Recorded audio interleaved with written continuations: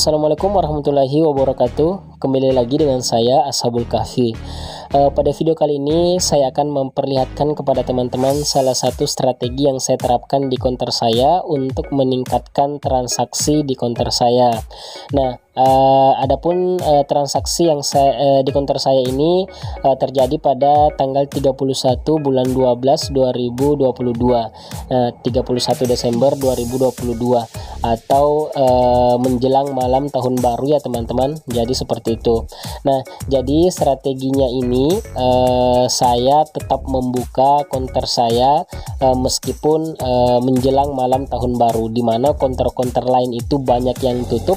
Nah, saya memilih untuk membuka agar supaya pelanggan-pelanggan itu atau pembeli-pembeli itu datang ke konter kita untuk membeli. Nah, baik sebelum itu teman-teman bisa melihat sendiri transaksi di konter saya.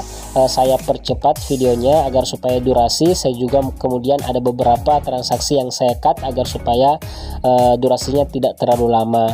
Nah, adapun total transaksi di konter saya itu kurang lebih 120 sampai 150 transaksi.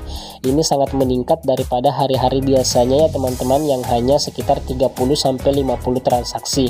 Ya mungkin menurut teman-teman transaksinya itu sedikit, namun mengingat konter saya ini yang lokasinya kurang strategis ya teman-teman. Nah, angka transaksi sebanyak itu saya bisa katakan sudah lumayan banyak. Nah, bisa kita lihat, bisa teman-teman lihat sendiri, motor juga yang lalu lalang itu tidak terlalu banyak. Nah, jadi seperti itu. Nah, baik, strategi ini sangat cocok digunakan untuk konter-konter pemula yang pembelinya masih tidak stabil ya teman-teman. Nah, seperti itu.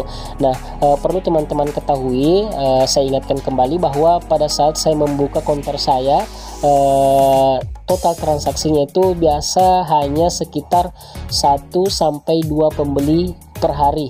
Nah, zaman-zaman corona ya teman-teman. Nah, jadi seperti itu. Sempat mencapai angka 1 sampai 2 transaksi saja per harinya.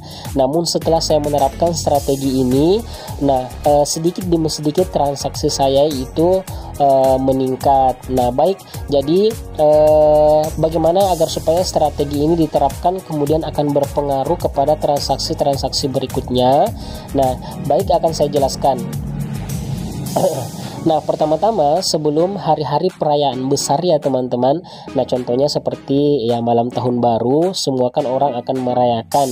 Nah, seperti itu, dimana konter-konter lain ataukah hari-hari dimana konter lain itu banyak yang tutup. Nah, teman-teman justru harus membukanya di situ. Nah, contohnya saja seperti malam tahun baru ini ya teman-teman, ataukah hari-hari selanjutnya yaitu hari raya Lebaran, Idul Fitri, Idul Adha dan lain sebagainya. Dimana banyak konter-konter yang tutup, justru disitulah konter-konter pemula ataukah konter-konter yang ingin meningkatkan transaksinya membuka konternya. Jadi seperti itu. Kemudian hal yang harus dipersiapkan kepada teman-teman yaitu teman-teman harus jeli membaca ketika contohnya ini akan ada pergantian tahun ataukah malam tahun baru. Teman-teman harus menyetok atau stok barang teman-teman itu selengkap-lengkapnya agar supaya pembeli yang datang itu apa yang dia cari itu ada di konter kita. Adapun transaksi di konter saya itu meliputi voucher internet sudah pasti, kemudian ada token listrik, ada e-wallet atau dompet digital, ada top up game, kemudian kartu perdana, aksesoris dan lain sebagainya. Harus stok di konter kita itu lengkap ya teman-teman, agar supaya pembeli-pembeli khususnya pembeli baru mencari barang di konter kita itu ada, sehingga akan berpeluang pembeli itu akan datang di transaksi selanjutnya. Nah, jadi seperti itu ya teman-teman. Kemudian pelayanan teman-teman kepada pelanggan atau pembeli khususnya pembeli baru. Nah, jadi slogan bagi pengusaha-pengusaha itu yang mengatakan bahwa pembeli itu adalah raja harus betul-betul dijalankan dengan baik. Jadi misalnya ada transaksi ataukah pembeli yang ingin bertanya, nah teman-teman menjelaskannya betul-betul sesuai dengan spesifikasi barang yang akan dibeli. Nah, jadi seperti itu. Jadi pelayanan itu juga harus diperbaiki ya teman-teman. Nah, contohnya saja senyum kepada pembeli, kemudian berkata-kata sopan, lembut, dan lain sebagainya. Teman-teman bisa tambahkan sendiri. Nah, baik seperti itu ya. Nah, jadi hanya ada dua. Yang pertama, stok itu harus dilengkapi, kemudian pelayanan kepada pelanggan atau pembeli. Insya Allah transaksi berikutnya itu pasti akan meningkat sedikit demi sedikit.